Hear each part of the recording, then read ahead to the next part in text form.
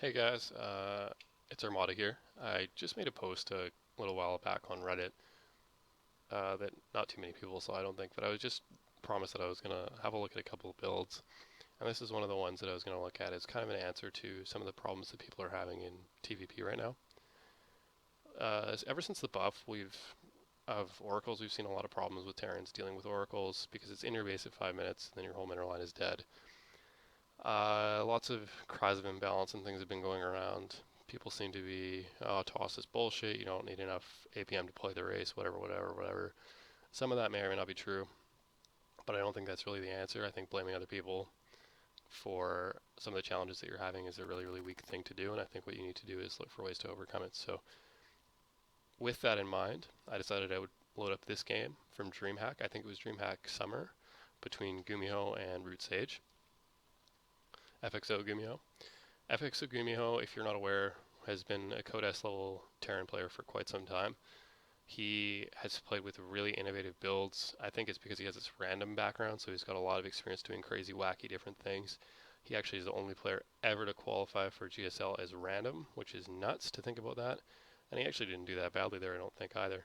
His all-time two best finishes, I think, were third and fourth in the GSL, so we're looking at a really top-notch level player. But one thing you'll notice is that he's not perfect. So he's not going to be, if you look at an innovation build and everything's absolutely bam, bam, bam, this needs to be at this point, or like a 90 watt build where everything is like super precise or anything like that. It's not going to be like that. He's going to do stuff where he skips SCVs to get a command center out earlier. He's going to do all kinds of things that go against what you would normally hear as like good macro and things like that. And you'll make a couple engagement mistakes.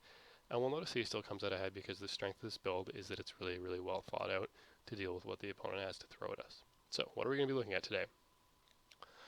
Well, if you ever saw the video of Day 9 talking about this build, I saw it and I didn't really feel like he was really talking about it in a super relatable way. He was talking about things like defending 4 gates and stuff, which really Terrans don't have to worry about anymore. 4 gates are super antiquated now, and I just don't think that that's even something that we have to consider. So, what are the timings that we have to worry about, and how are we going to defend them? Well, I'm going to go to imbabuilds.com really fast. If you're not aware of what that is, it's a site for basically just finding a whole bunch of different builds for all the matchups. So you can go across the toss to, or across the top to Hots Protoss, Hots Terran, and Hots Zerg, and you can find builds for every matchup. If you go to the main page also, like if you go to imbabuilds.com, you go into the bottom, you'll see, oh look, there's Protoss timings, Terran timings, and Zerg timings. Since we're having problems with Protoss, we're just going to go to Protoss.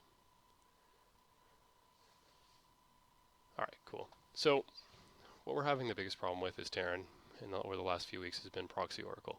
Proxy Oracle hits your base at around 5 minutes or so, at the very, very earliest. In your league, if you're like me, like Diamond or under, you're going to see, okay, it's probably like 5, 25, 30 because you forgot something. He missed a probe or missed a pylon or something. And so, it's 520. So that gives us even more room if we think about it. If we do this build properly, we're going to have even more room to defend it, which is sick. So Proxy Oracle, 505. Keep that in the back of your mind as we go through this build. Another one that's really common to fuck us up, 2 Stalker plus Mothership core pressure is at 530. And what else is there? 4 gate, like I was talking about, Day 9 was talking about this, never happens anymore.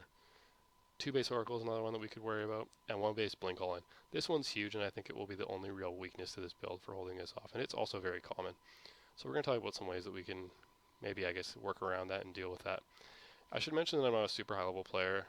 I'm about, right now, high platinum or so, maybe diamond, but all-time best finish is about diamond or so. And right now I'm in the super ultra competitive post MMRDK gold league, which is the most frustrating place in the world to live. But I've been testing this build out with some serious good results against players who used to be masters when I was platinum. So I think that I've had a pretty good sample size. I'm not going to show my builds because they're a little bit messy. I'm just going to show GuMiho's because even though they're messy, they're not as bad. So let's look at some later game timings as well. Storm will finish in standard player at 9:30. That's really common now. What's happening is Protoss are going 2 gates, or sorry, 2 nexus, and then basically just powering up for Storm really super early, and they'll be kind of cranking it out at 9 or 9:30, and really trying to just fuck your shit up with a push later in the game. And Storm is great for defending the 10 o'clock or so drop that Terrans are doing with 2 Medivacs, because we just don't know what the fuck we're doing. We're still doing Wings of Liberty builds. see if this is okay, cool. So, let's get into the meat of the build. What's it going to look like? Well, it's going to be gas first, which is unusual, almost like a Banshee build. And then we're going to slowly get up the infrastructure of factory, starport, get out some mines, get out some marines for defense, things like that. And then we're going to push it with marines and tanks. Very unusual, okay? Usually people go, holy fuck, you can't use tanks against Protoss because Protoss has mortals. Oh my god, what are you going to do? Well, I mean, the Terran counter to immortals realistically, that isn't ghosts or anything like that, is in fact marines, and we're going to have a shitload of marines with this build. So the idea is if the mortal walks down the ramp, we're just going to snipe it with our marines, and our tanks are going to have free reign over the whole place.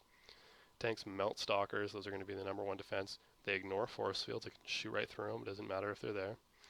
And they do very, very, very well against photon overcharge. If you walk, or you siege up your tanks on the outside of the radius of photon overcharge, you can walk in with your marines, take a quick hit or whatever, pull units out, and it allows you to get blasted by your tanks.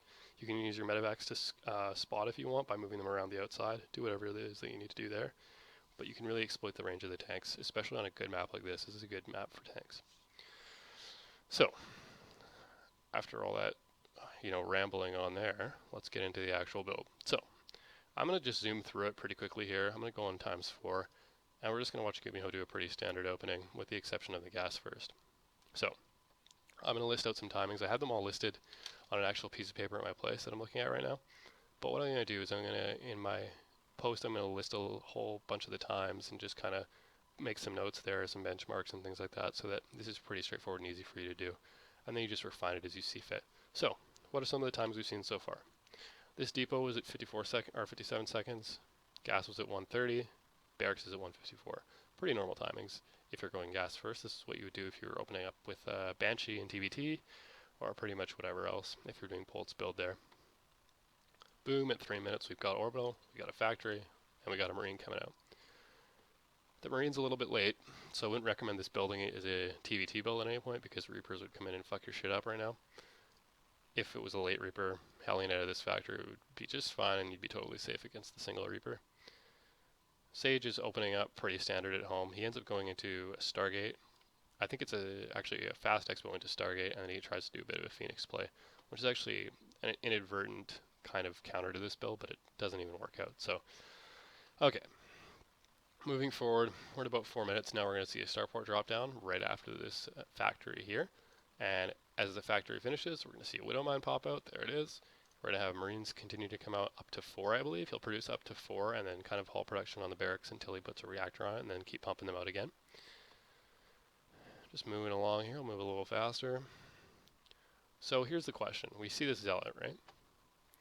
What if this Stalker and this Mothership Core show up, or what if he chronos out the second Stalker? I believe actually he chronoed out both Stalkers, if I'm not mistaken, or at least one of them, and so we could be seeing these pretty early. Well, let's see. Let's go to the production tab, which I should have had open this whole time. We'll see, okay. Just now he's going to be hitting us with the Stalker. We're going to see it. Back up the ramp. We have a mine here. So what does that mean? I mean, it's just a mine. All it's going to do is kill one unit, right? But that's the thing. That you're going to take the wind out of the sails of a 3-unit push if you kill one of the units. So even if you just kill the Zealot with the mine, really, this Stalker and this Mothership Core probably aren't going to poke up. And if you kill the Stalker, the push is completely done because a Mothership Core just is not going to tangle with Marines very much. And our second mine is coming out. So at this point, if we see this, Oracle's not happening, right? If we see one Stalker and a Mothership Core and a Zealot this early, we know that if an Oracle is coming, it's going to be a little bit later. And there's a better chance of it being just a chrono out Stalker and a fast expansion. But let's say, hypothetically, he did go proxy Stargate. And let's say it was up in here somewhere, or maybe over here, or maybe even in our natural. What will we do? You'll see GuMiho here. He built a reactor by accident. Not a big deal. Second gas for us is going to go down at about 510 or so. And that's just going to be for us to kind of pump out our siege tanks when the time comes. See, we've got about 400 minerals now. Around 530 is when GuMiho's going to drop his expansion. I think that's an ideal time for this build. It feels very comfortable when you actually use it. Now, what I don't like about GuMiho's decision here is this. He moves this mine out.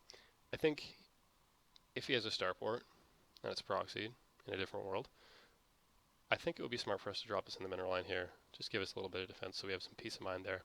We know that no really crazy early pressure is coming, just based on kind of what we saw.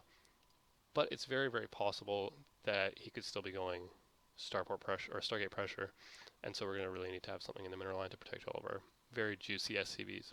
So let's just move along here. Expo goes down like we were talking about. Build starts to get a little bit more complicated and a little bit clunky. So one of our times, what was the other time? About 7 minutes, I believe, for blank? Yeah, it was 7 minutes. So what did we do? We just scouted this, actually. We just scouted this with our SCV. Our SCV got killed by the stalkers, but we actually saw this warping in. I don't know if we saw how far along it was, but it was about a quarter when we scouted it. The reason we scouted this time is because if you scout it 2 or 3 minutes, you're not going to see anything out of the ordinary with a build like this. I mean, you're not going to see a Nexus, especially as a low-level player. You're not going to know what to really be looking for in the main here. So let's just say we saw a Nexus. Perfect. This build's going to work great. Build at this point is basically all about dropping a couple Widow Mines in his base to see if you can kill off any workers, because at this point a Robo would be just finishing, or a Stargate would be just finishing, which is exactly what we'll see. This drop tends to do no damage in this build, or in this particular replay I should say. GuMiho basically just drops it, doesn't kill fucking anything, goes over to the watchtower to drop it again, and then it gets picked up by a Phoenix and gets killed. Yada yada yada, just have a look there, and there it is, it's dead. So this looks like, oh shit, this is a failure, GuMiho is behind. But the thing is, it's really not, because this is so infrastructure based. It's all about what he's doing here that's really so huge about the build. He could have microed that drop to his heart's content, tried really hard and only gotten a few workers killed, but he goes, you know what, I'm going to bring back what I have. I'm going to use it for my crazy follow-up push, because the idea is to not win at 6 minutes. The idea is to win at 10 or 11. So I should probably say 11, actually. So what crazy stuff is happening? Well, +1's happening. We're going to try to have that finished up.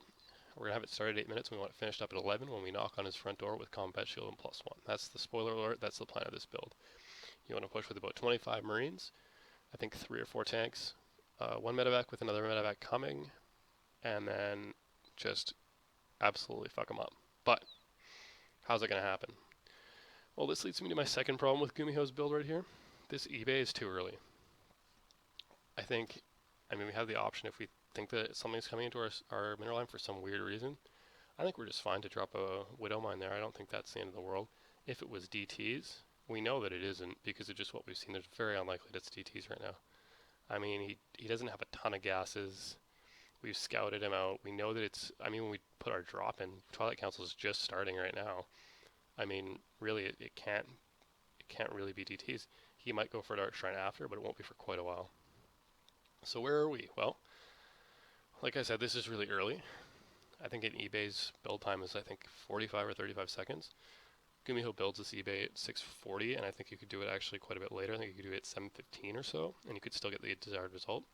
So I think if you have that 30 seconds of just it being idle, it's actually a waste. It could be a depot, or it could be kind of whatever it is that you need. So I think dropping it at 7:15 might be a better idea. I'll experiment with that a little bit as we move forward.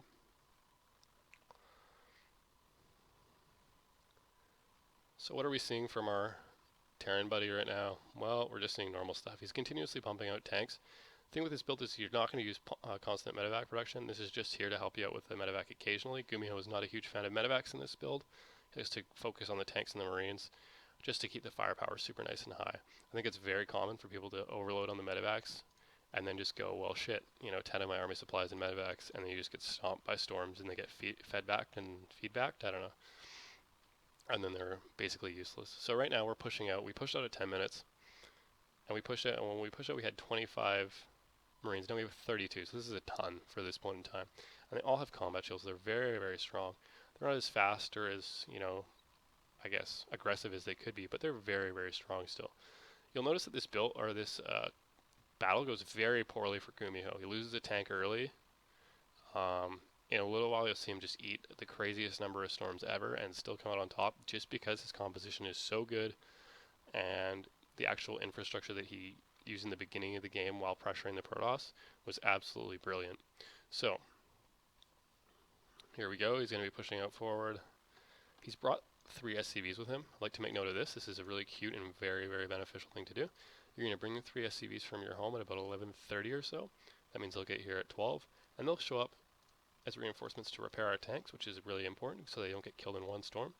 And also, they're going to sometimes help out by dropping a bunker here or here to defend your tanks from zealots, from stalkers, and to keep your marines safe. Because 4 marines in a bunker is sick because they can have the range increased by 1, so they have the range of a marauder, and also they can't take any damage from storm, which is awesome. So, moving forward, it's not even clear that GuMiho is in the lead right now, but somehow this just doesn't even end up being close.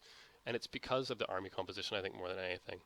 Force fields, you'll see what I was talking about earlier is that they just eat up force fields. Tanks don't care about force fields, right? They're just chewing up the zealots. Soon they'll be hitting stalkers. Our marines are taking damage, but we can just pull them back. If we need to, we can pick them up in the Medivac, lift them over the force fields, because the stalkers can't afford to give chase while they're getting just absolutely brutalized by the tanks. So we'll see SCVs moving up into the main. I believe he actually drops a bunker up here of all things. Does he actually do that? I don't know what he's doing. That would be sick if he did. But this bunker is awesome. You can always fall back into this bunker and get some crazy damage done. Yeah, I think it's these 3 High Templar that just fuck up GuMiho pretty badly, and it still doesn't really matter. This is the big push from Sage. This is the worst case scenario for you, I think. Phoenix Storm is the perfect counter to this build, and still it doesn't work, just because of the volume of units and the reinforcements that you have. You have 5 Marines coming out at a time, you've built 2 extra barracks, you have a siege tank getting pumped out constantly, and you're occasionally pumping out the Medivacs, bringing SCVs for repair. Look at this. He eats a huge storm. He eats another one, I think, pretty soon. No, he ate 2. Okay, so he already ate the big 2. And both the tanks were lifted. And still, this bunker getting repaired by the SCVs, he ends up pulling even more, I guess. The bunker's still standing. These 2 tanks are alive. No big deal, right? Like, this has been a great hold from Sage, and even then, there's not too much he can do. He's used his mothership core to the best of his ability. He's been using photon overcharge. He's been using time warp. And this is what the Protoss is going to be left with. Let's say this battle goes even worse. Let's say he cleans this up. He sees what we're doing, catches us unsieged in like the worst possible position, and we eat like the world's best storms. What happens? I think what you do then is you do exactly what GuMiho is doing. You drop 2 more barracks and you basically try to go for the win because you know that you've killed a ton of probes. Probes are coming off the line or whatever. This is ideal. But let's say that never happens and you kill just his whole army. And it's a complete trade. And it's an even trade. I think what you do is you just try to overpower him off of 2 base economy and go all in with it. I think if you kill the Nexus and he doesn't leave, or if you kill the Nexus and he's still got a ton of units, you go back home, and right where these 2 barracks are, you just drop your 3rd CC right there, and you just come home and defend. Because tanks are a sick defensive unit, right? He can't do anything with stalkers at this point because these tanks are going to melt them. Watch how much damage these tanks do to stalkers. It's absolutely ridiculous. He's target firing the stalkers and they're getting murdered. Look at this. This is insane. And his tank positioning is beautiful. If he attacks with zealots, he needs to get through both of these tanks. They will be covered by these 2 tanks and this bunker. This is a perfect map for this because of the small size of the choke. I think anything where there's no ramp and you have basically this straight walk-in is great. I think Star Station TE, or is it Ellie? I don't know, but the one that we have, I guess it's ladder edition, so it's Ellie, that we're playing on the ladder, would be sick for this. I think you could realistically do it on Derelict Watcher pretty easily. Or not Derelict Watcher, Belcher. And I think it would be really strong also on Polar Knight. I think it would be really good on Polar Knight. So I think if you ever get a TVP on those maps, this would be a build to look at. Like, look at how much damage these tanks do to stalkers. It's nuts. And there's the splash, which I mean, like, really is huge. Look at this. He's taking SCVs in, and the game's over. Like, this is it. Wasn't that the easiest thing you've ever seen? I mean, we're not all going to play at 336 APM, but that's basically the build right there. So, before I wrap this up, because I've been rambling for a while, I kind of just wanted to get into the deets of this build. Let's see where we're at the end of the game. We have 43 SCVs and 2 mules. That's pretty much what Terran wants it around this time if you're going 2 base all in. You don't want to go really too much above 40, and you want to kind of stay under 50, I think, for the most part. With this kind of thing, you just want a ton of Marines. Got a few Marauders kind of as an afterthought. +1 armor started right after. +1 weapons finished. All that good jazz. And we're going to stay on 1 engineering bay because we're going pretty much all in with this. I think, like I said, if you drop the 3rd CC, get the 2nd eBay, get an armory, get all that good shit, and then just go in and kill them later. cripple them early and all that good stuff. So let's have a look at our timings. Now that we know what we know, what could have killed us? Well, an early Dark Shrine could have been a problem for us. But then again, if we drop the eBay, right, like I said, like we could drop it at 715, play a little greedy, drop at 715. If he hits the DT drop at 722, that's super, super early. Most leagues, you won't be seeing that at 722, you'll see it a little bit later. I think that's fine, I don't think we need to worry about that so much. But what we can do is always drop a missile turret back at home, totally fine. Definitely try to scout it out. If he's trying desperately to defend at home, and he keeps warping it at home, probably a DT is not the end of the world. So definitely be concerned about these two, but don't base your whole game around them. This one could be a problem. Okay, so if he goes one base blink all in, we have an issue. But what we can always do is we can cut SCVs for a sec, bunker up like crazy, and just have mines all over the place. I think also if we have a tank and we position it very, very far back behind our bunkers and all that good shit, realistically it's going to rip apart all the stalkers and you're in a hole pretty easily. If you have maybe 2 or 3 bunkers and a siege tank, no problem. And especially if the siege tank's on the high ground, 2 bunkers on the low ground, 1 up in the main, and a tank in the main, you're going to be just in a sick position. 2 base blink would be exactly the same deal. I think you'd actually hold it even better because it would be a little bit later. Colossus and Storm, no problem. No problem there. Tanks, even if the Colossus comes out that early, tanks outrange Colossus by 4. If you're up there getting in dirty with the Colossus, your tanks, you can focus fire the Colossus. That's something people don't do a lot. Focus fire the Colossus is gone like immediately. In Root Sage's case, Colossus would have been there at 10:30, and it would have been a really, really weak Colossus with no thermal lance, I don't think, so that would have been really not a problem. And then all these timings don't matter because our timing actually happens at 11 minutes. Charizard Archon, this would be weaker against that, but I think really you'd have probably more units than him by then. And you'll see, okay, third base tries to get taken by Protoss. That's really dangerous. If he goes for a crazy late game build against this, which our build looks like a late game build also, he's dead. I mean, he's going to lose that Nexus, he's going to lose the other Nexus probably, and that's kind of it. So, that's kind of where we're at. Like I said, I'm going to post the actual specifics as far as the timings go. I'm not going to use food supplies. I'm going to focus mostly on just specific timings. I have a sheet on my desk that says, you know, depot 56, 57 seconds, gas is 130, and I have a whole ton of crazy timings in here that I'm going to use. I have a couple benchmarks for SCVs, tanks and marines and medevacs and all that good shit, and that's going to be probably a little bit later on. So I'll post that big thing. I've just taken a few hours today to do this, even though I should be setting for finals. I just thought that this was really cool, and I wanted to contribute something to the community because I haven't really done that in a long time. So if you really like this video, let me know for sure, and I'll look at some other possible ones. I was thinking about doing one that covered hearts, super aggressive TVP, but that might be for a later date, and that one's pretty straightforward anyway. But yeah, if you like this or appreciate it, or have any questions at all, you can always send me a message on my YouTube channel, or you can always try to find me on Reddit if you want. And yeah, you can always post it in my comments. I'm going to be posting this on Reddit pretty soon, and you can just ask if there's any sort of questions that you have. Like I said, I'm not a GM level player or anything like that, but I feel like I have like a semi-decent understanding of how the game works, and I feel like this is a pretty strong build to use, even if you don't have 350 APM like GuMiho and you've almost won the GSL a couple times. I think you could still do this. So yeah, hopefully this was helpful for everybody, and even if it doesn't work, maybe you could just give it a shot and try to refine it a little bit like I did with the eBay, or see if maybe there's a really good variant where you don't even get the second gas and you go for an earlier CC. That's something I've been flirting with as well. Just try it out on the ladder, try it against a computer a couple times, and then just maybe post your results or something and let me know if there's anywhere that we can really go with this, because I feel like tanks are even stronger now than they were at the time of GuMiho doing this build, so there's really some potential here. So yeah, I've been rambling on forever, but hopefully you got something out of this, and have a good night. All the best to you.